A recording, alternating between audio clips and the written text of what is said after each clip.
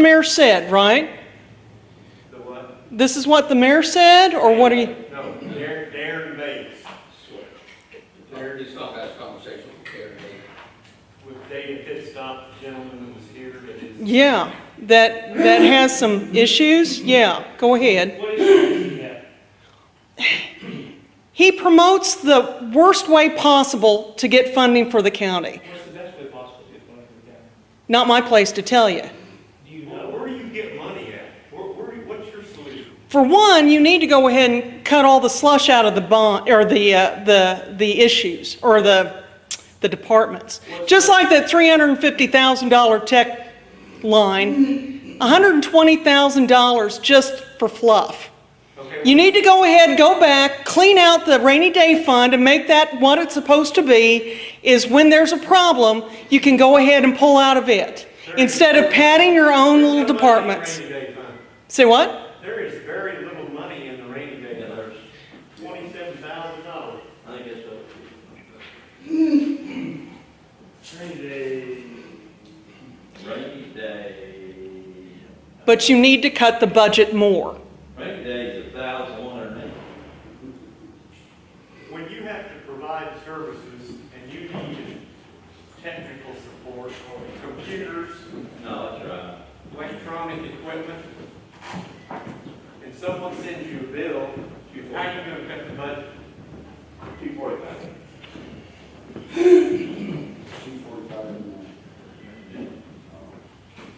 We search high and low for the most economical person to do a job when we subcontract things. So I don't see how in the world you think that we can cut hundreds of thousands of dollars out of the budget. So are you going to have a shortfall?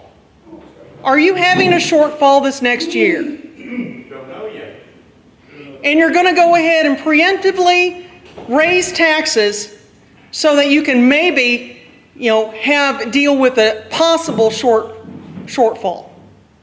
Is that what it is? Or are you planning another project? Project.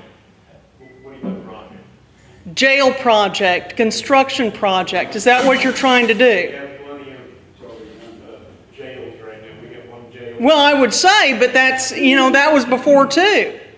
What we're gonna do, we're gonna settle on a budget that we, numbers, we're gonna run the numbers and compare them up to our revenues and see how they match up before we decide anything. Because if our revenue don't cover it, then you either increase your revenue or cut the other and cut services. That's the decision, that's why we're having budget hearings. And the reality is we have to go through a process, and you know the process. Yes, I know the The process. process is we're gonna do this here, and before we do anything, we're gonna have a hearing, public hearing to get public input. And based off of information received there and all the other things we have taken, then as a council, we have to make a decision how we're gonna move forward handling the deal. Okay, Jason, go ahead and tell, Go ahead and tell me what Mr. Pitstop I said. think the important thing to remember is everything you've heard in these hearings so far is not in stone by any stretch of the imagination. It's a Right. council's wish list. We have to have the money. Just because we think an addition or a subtraction to a particular department is or isn't a good idea, doesn't mean that's how it's going to shake out in the end. Right. And that's why these hearings take place, is so department heads can make recommendations, we can deliberate and debate about it, and then, how it shakes out is based on what the math looks like at the end. Now, I think the important thing that Mr. Bates said last night to me was caps themselves. 11 years ago, when 1, 2, 3 caps happened, it was intended to be an additional revenue stream. The reaction of the counties, for the most part, was to decrease property taxes, because everybody wants to decrease taxes whenever we can. It's not a question, according to him and Mr. DeBoer, from what I was able to gather, of when those caps, or if those caps are going away. It's when. They're going to be gone. That's the way it's trending. And I think everybody said here, it's top, maybe not this year, maybe not next year, but they're gonna be gone. And that doesn't necessarily say, that we're saying, here's the property tax rate, and it's gotta be increased. It's saying for some folks, if we follow this recommendation, those caps are not gonna exist anymore. Which, bottom line, means they'll be paying a little bit more out of pocket. But the problem is, we've gotta have so much money to operate county government, and we're hurting to do so, not to a point where I don't know if we're gonna have a shortfall, but he gave me the example, and I think it's a very powerful one. Say we're hurting at a 2 right now to do what we need to do as a county government. If we go by the status quo, we do nothing, we'll get by this year. But next year, we won't be hurting at a 2 to meet our operational costs, it'll be a 6 or a 7. So we can kick the can down the road and prolong the inevitable, which is those caps evaporating, or we can be proactive and do something about it, which sucks. I mean, I don't think anybody takes any joy in the idea of more money out of pocket for anybody in this county. But the situation with the city of Salem has developed to a point where this is what it is. And I don't think that, I think that part of this, what I've learned over the last 2 years more than anything is, there's not a whole lot of decisions that this group makes. We have to play the hand we're dealt. And sometimes that means making a decision with 2 not so great alternatives as our options.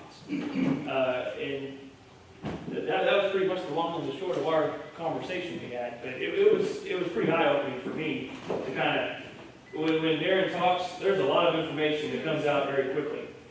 And getting reassured of what I heard and what I didn't hear was very helpful for me. Anybody else want to make a statement for the camera? I didn't want to make a statement to the camera at all.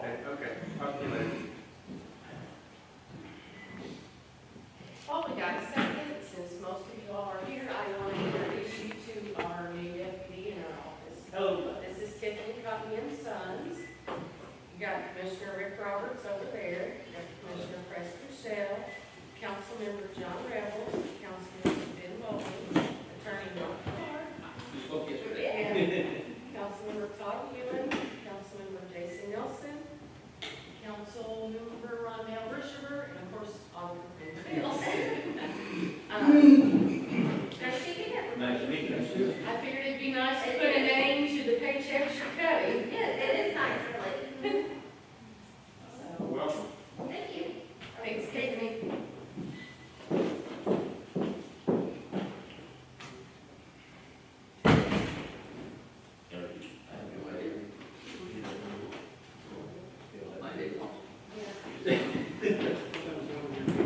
My duty. Only on